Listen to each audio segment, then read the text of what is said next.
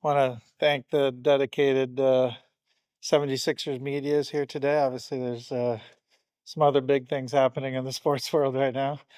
But I wanted to start thanking Caleb, KJ, Reggie, and Pete Nance. Obviously, they've given us a lot of great minutes and became fan favorites pretty quickly. Um, but we really love what we've added. Primarily, obviously, Quentin Grimes was a key addition.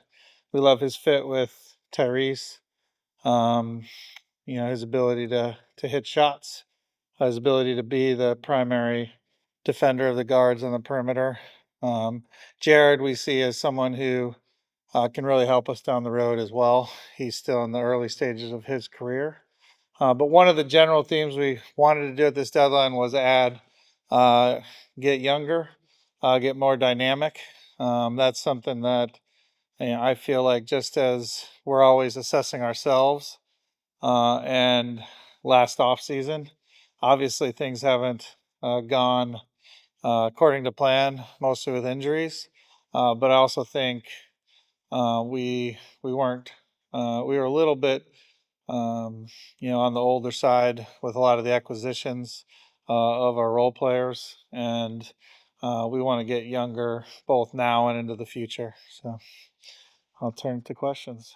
Grimes, why do you think? I mean, he seems like a guy, even going back to the Knicks, where he's got kind of a projectable skill set. Why is it that he hasn't stuck anywhere, and why do you think he was available for it?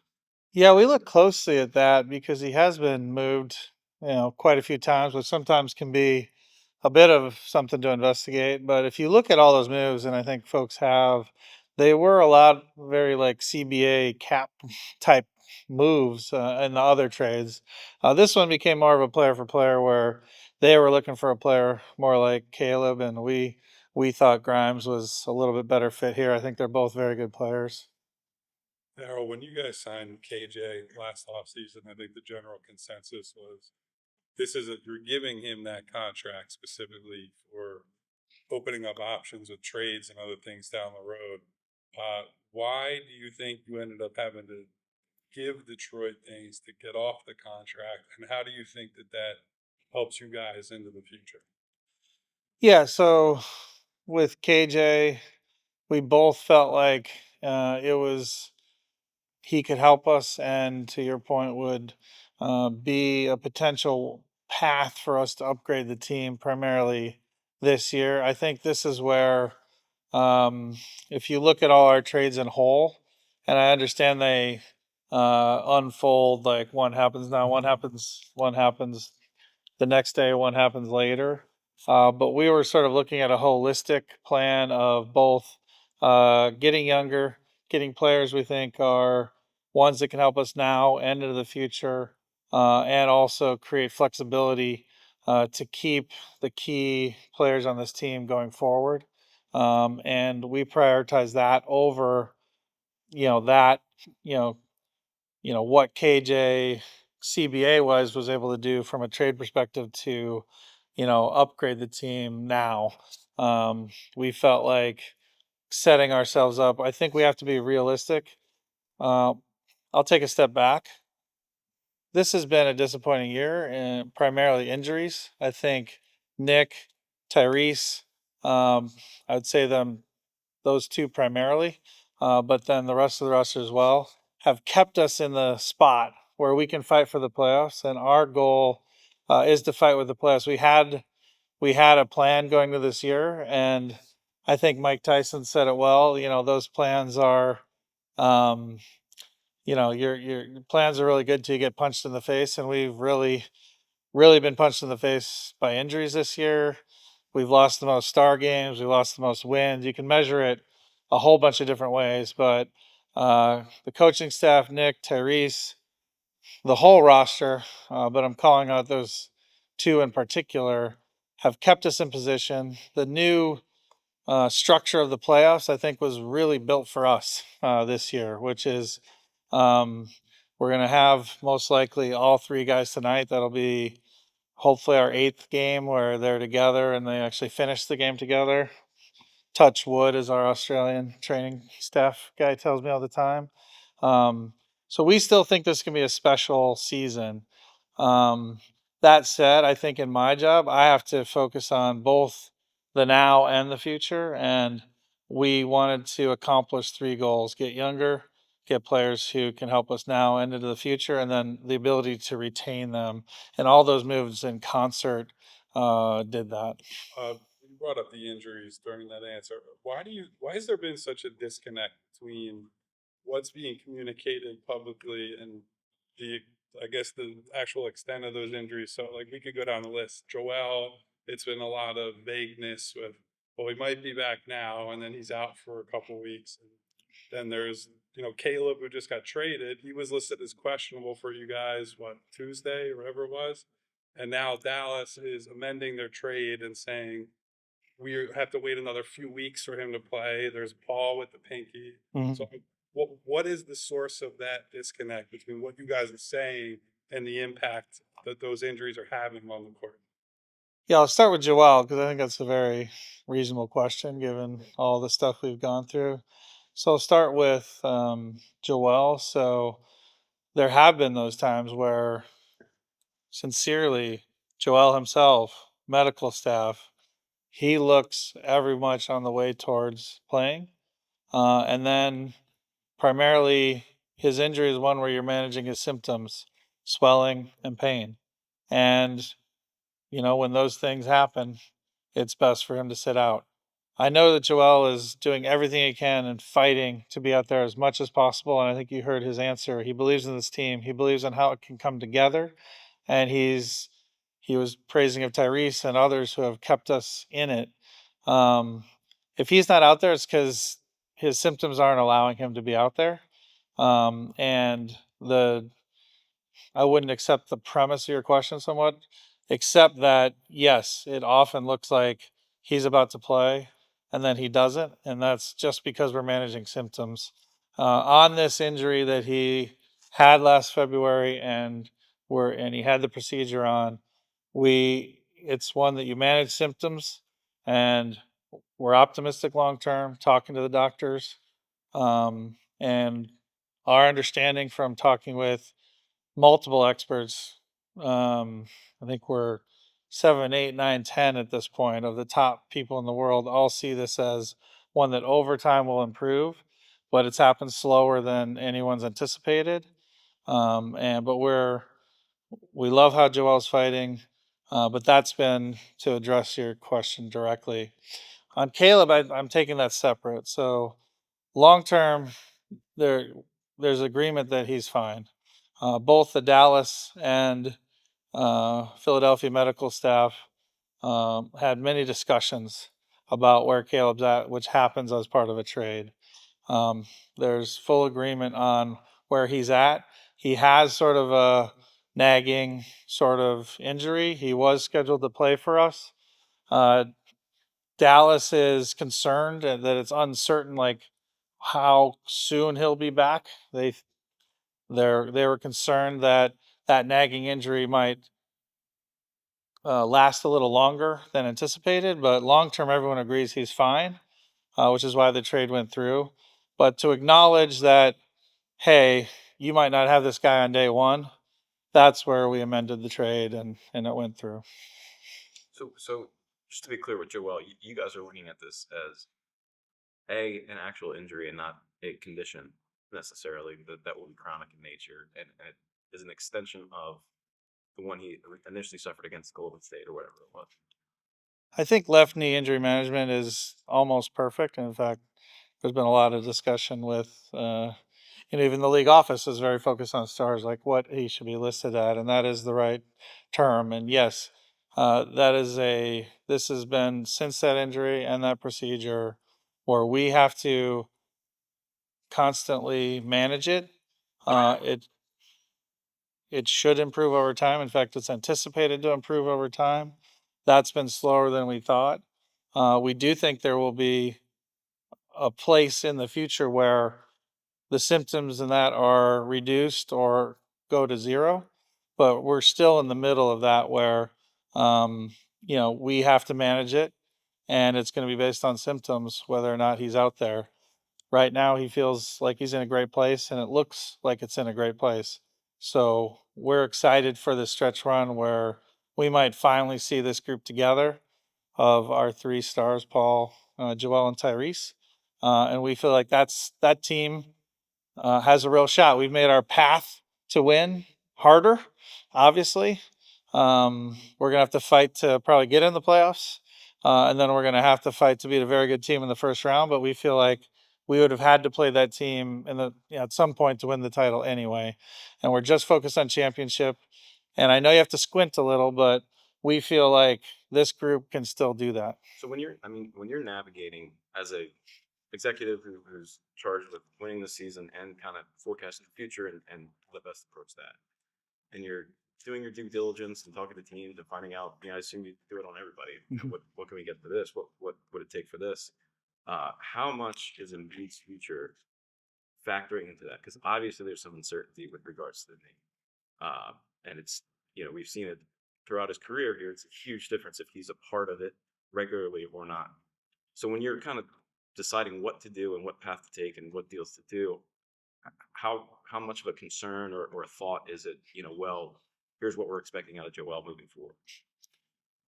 Players like Joel are so special. I mean, I think it was great. He reminded us his greatness with a triple double after being out for many weeks. I'd say you look at a lot of these teams that are above us in the standings, have young players that are improving and are playing well right now. They're all hoping one of their guys becomes a top player in the world, a top 5 player in the world, because that is required to win the championship. It doesn't happen without one of these special players. And so we're building around Joel. We've built around Joel. We continue to plan to build around Joel because he's the special player that can help us win the championship. We think Paul's a great fit. We think Tyrese is a great fit. What I'm excited about with Tyrese is what he's added this year. His defense has materially improved, both eye test and data. That's so important to us. That's in this down season so far. There have been a lot of positive. I talk about this before the season that while you have guys out, you're going to have a few things. One is Tyrese had maybe a bumpy start like our whole roster did. But he's material added defense. He's material added playmaking, in particular drive and kick. So we see him as a key piece going forward as well. Obviously, much younger. But Joel is core to everything we do. And we believe he's the right guy to build around. We believed it this offseason. We believed it based on what we knew about his whole situation, and we believe that he, Tyrese, and Paul can win a championship. We'll see if that turns out to be true, and it doesn't look easy to spot how it's going to work exactly right now, given the path we've given ourselves, but we believe in that. Daryl, when you emphasized a couple times about one of your goals was getting younger, the play of guys like Justin, Adem, Ricky, did it almost reinforce that? Because a lot of people don't want to play their young guys and think they can't win the big stuff with young players. Well, yeah, it's one thing that Nick has done a great job with is bringing these guys along. Obviously, our hand has been forced with how few players have been available at times. But his ability to integrate a 19-year-old into our rotation and still play at a high level, Nick's done a great job. So we think Quentin and Jared can add right into that group. And we feel like a younger, more dynamic group around Tyrese, Joel, Paul is the path. And we did that with Grimes and Jared. And then obviously we added Yabu this offseason. I think another way to think about it is, and I mentioned this before, we think that having 3 elite players like Paul, Joel, and Tyrese is the way to go because we see our job is finding the Yabus, finding the Justins, those things you can find. You can't find Paul Georges, you can't find Joel Embiid's, and you can't find Tyrese Maxey's. What you can do is have a front office and a coaching staff that works tirelessly to find these guys who can then fit around it. And yes, I felt like we needed to get younger. And so that was one of the goals of this deadline. Just mentioned Kershaw, just probably, just obviously you have a lot of games left to play, but are you confident that you can retain anything else? I don't think you can ever be confident in an unrestricted free agent, but we feel very good. He loves it here. We love him. We just freed up more, um, uh, more with Caleb's contract going out. We freed up more room in the future. So we feel very good about retaining Yabu. I guess if you do have to use portions of that non-taxpayer on him, how confident are you on staying under that first April? For next season, you're saying? I don't think that's not a priority I've been given. Obviously, we went well over it, and the plan really was to be over it this year. But in this season we were in, we thought the best plan was what we did at the deadline, obviously. So I don't see any constraints. I've been given no constraints about what we spend next season. I guess what I'm saying, if that becomes a hard cap next year because you use that non-taxpayer, are you confident in your position to stay under that hard cap? I see. I now see what you're asking. I think that's something we just have to map out. I haven't thought about that one as much. But the reality is, we knew prior to the deadline, we had less ability to retain, and post, we have more ability to retain. So. We talk about this season not playing because of the injuries.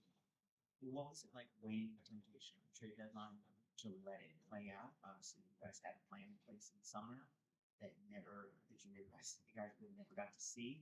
I wonder if there's a temptation to wait on to see what it would look like with KJ, Caleb, Dak, and all the other guys here, or Oh, just not make any trades, you're saying? yeah, trying kind of staying pat and letting what was built in the summer have some time. Ah, Develop. I see what you're saying.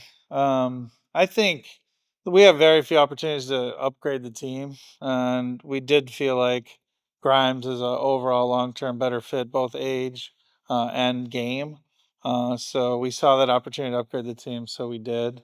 And then we thought, obviously, we've had our eyes on Jared for quite some time, so we thought he could be a player as well. Um, I don't. So long way of saying, like, I don't really go into any deadline or draft. We just have these very short windows to upgrade the team. I feel like you almost always have to upgrade the team if you have a chance, and usually you do. He's probably not going to factor into the picture the rest of this year, of course. But you talk about young talent, and there's a 20-year-old Jared McCain. I'm wondering, clearly he sort of surpassed expectations. What he did in that 23 game sample, how does that change your long-term outlook of how he sort of fits into all of this? Yeah, I went into the Grimes move, for example, as well. Obviously, we're focused on this season and making it a special year that we had planned, and we have that ability to do that. So that's why I hadn't mentioned Jared McCain yet. But we do think Grimes fits both with Tyrese this season, and then as you go forward, we wanted one of our guards to be able to take the primary guard matchup. We felt like Quentin could do that both with Jared and Tyrese going forward. Jared was the odds-on favorite, some 50% to win the Rookie of the Year when he went out. Generally, those players take the biggest step forward into their second year. So, again, I have to look at the future, even though we're focused mostly on now. But we feel like we're extremely well set up, even more next year, because we're getting a possible Rookie of the Year level player coming back next season. There's been talk about whether Tyrese and Jared is a sort of formidable enough backcourt defensively with supposedly a lack of size. Do you view that as sort of a viable long-term backcourt? Definitely viable. I do think that kind of a structure creates defensive challenges, but I do believe in, Nick. One of his strengths is his ability, ball pressure. He can get that out of even guys that might be thought of as challenged defensively. I know Tyrese was maybe thought of that way, and this year I think shows what he can do. And then also, look, Joel is a pretty big force. And one of the reasons our defense has taken a big step back is when you have a ball pressure defense, but you don't have the Joel Embiid behind, or even Drummond, who's been out so much as well. That really puts a lot of pressure on your defense, and that's been one of our big issues. But as you map forward, and to be frank, we're only going to win the championship if all three of our big three are healthy. It should work well, we think. Nick, you brought up Paul's fit and being happy with, still how that works with Tyrese and Joel. But presumably part of the reason you pay a guy like that a lot of money is to help hold the fort without Joel and to, win those bridge games with Maxi. Why do you think it has not gone to plan in that way when Joel has missed games when Paul's been out there with Tyrese? Yeah, I think we wish we had held the fort a little better, but I think if you really, it hasn't just been Joel. I mean, one of the big reasons we thought we could hold the fort was Drummond. One of them was Paul, as you mentioned. Both have missed significant time. I could keep going, sadly, with injuries this year. We seem to have hit snake eyes on injury. We've had a good history with injuries, but this year's been. I meant overall roster wise. I know Joel's had some challenges. Um, Long way of saying, I think Nick and the players have held it together. If you really adjust for all the guys who've been out, if it had just been Paul, Joel out, and all the rest there, I think we'd have held this together with many more wins. But it's been just the mass of it all building up. And I am most focused on how we look when they're all together. And when they're all together, we're 6-1. When they finish the game, tonight will hopefully be game number 8. And we always thought of as Paul as the best fit when they're all together. But I don't disagree with your statement that we also need Tyrese and Paul to carry us in those games when Joel's out. Do you feel like personally you still have the kind of faith of ownership to see this through? And have you felt the need at all to kind of resell them on the vision, or what's the dynamic like when the magnitude of these decisions at the trade deadline are coming up? Yeah, I do. Obviously, that's a better question for Josh when you get him. But they've only been super supportive, super engaged, super involved. Really believe in what we had put together. Believe in myself and Elton. Believe in Nick. Believe in what we put together. I understand that belief's been tested for all of us in a tough year, but I see no waiver in that. It was a wild deadline. I mean, obviously, It obviously was. across Yeah. the league. Was there anything? I mean, whether it was Luke or what the Cavs did, or take your pick. Like, was there anything that kind of altered your you know view of the competitive landscape in the NBA and where you guys fit into that? Well, I think a lot of these, obviously, the media has to judge right away. That's your job, the discourse, right? But it is, you wish you could do the grades. And I've seen this lately, actually really encourage it, where folks have like looked a year back. I think those are more interesting for me in the front office. I do think a lot of those big moves, the stories yet to be written, you see them and you say there's got to be more going on, and it usually comes out over time. Um, I would say just writ large. Um, Probably the biggest thing is that people working hard, and I know this because our front office did too, we're able to maneuver around all the new rules. And that's why I always talk about the importance of the league office. They set the rules that we sort of live under, and all these teams are getting more creative to work around them.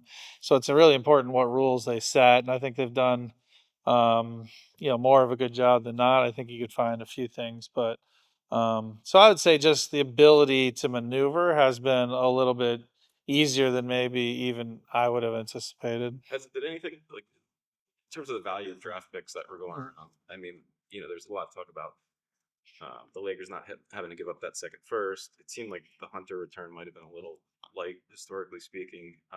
Did anything that you saw is there like a change there at all? I do think there's a dynamic on like how draft picks are being valued and how upside is being valued versus average return versus variance, and the NFL went through this too actually, and then there's also some kinks in uh, how much certain draft picks are paid and how valuable picks in certain ranges are. For example, the talent drops off in the first round faster than how much you have to pay them, so there are these picks outside of the first few that, like the NFL, used to be like the top picks were less valuable because they didn't have any sort of scale. Now that we have a scale, I think the NBA scale is a little off, where it's those picks right outside of the first few that you could argue The cost of them doesn't match the return. Um, and then also I think there's this debate on second rounders versus first rounders, and we did a trade where we feel like the second rounders we got will help us upgrade the team more than the first. But there are teams on the other side, so there's a whole dynamic happening. The NFL's been more interesting.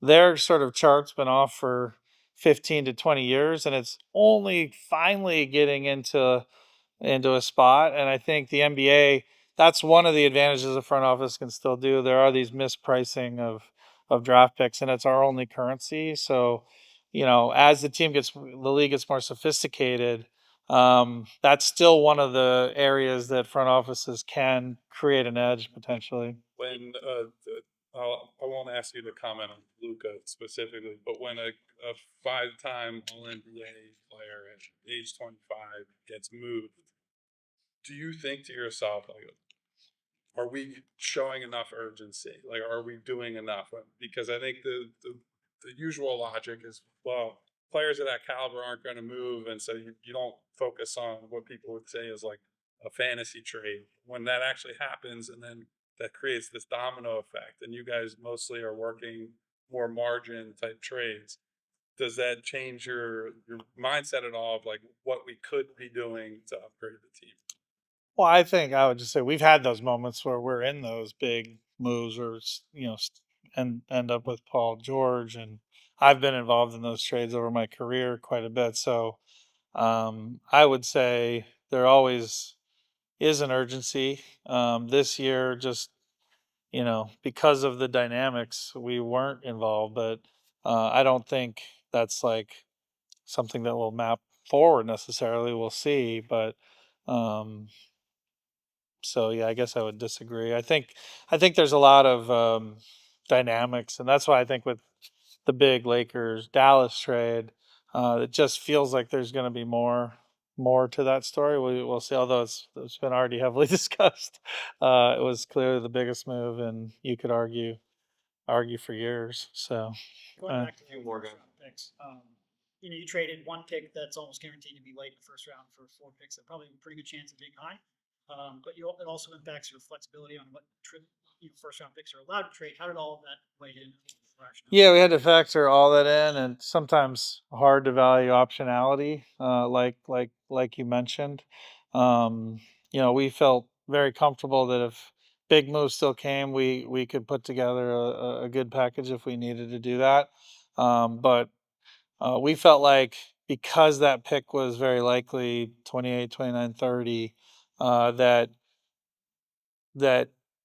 those 4 seconds, were going to be quite a bit above that, such that that value made up for the other stuff we gave up. Yeah.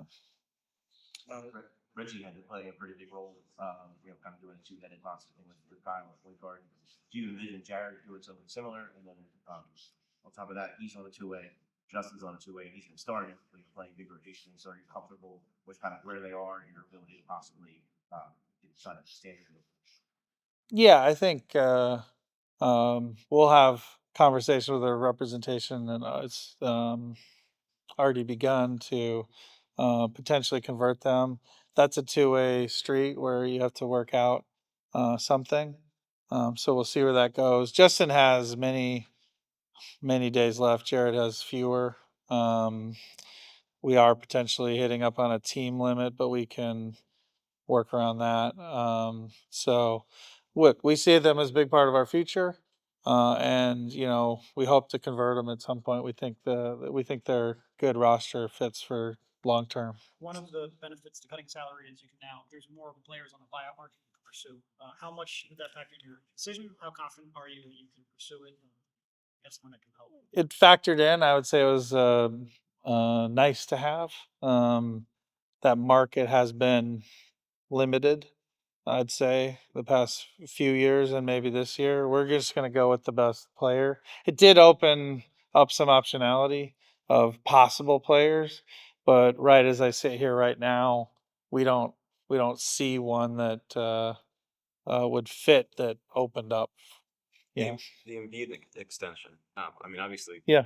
I don't want to use the word regret because he can't control me necessarily, and he's a valuable member of the organization. But you know, just from the outside looking in, you know, optically it looks like, oh man, like why would they, if his knee was, you know, as questionable as it is, why would they do that?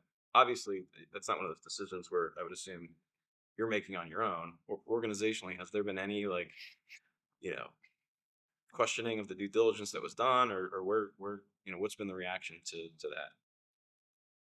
No, we thought it was the right move at the time. We think it's the right move now. Again, with just NBA history coming involved here, that you don't win without one of these special players. You don't get to add a Paul George unless he knows that they're going to be together for long term. Um, the feedback we got from, as like I mentioned, so many medical staff was that this is something that is manageable and over time should improve. So we thought it was the right decision.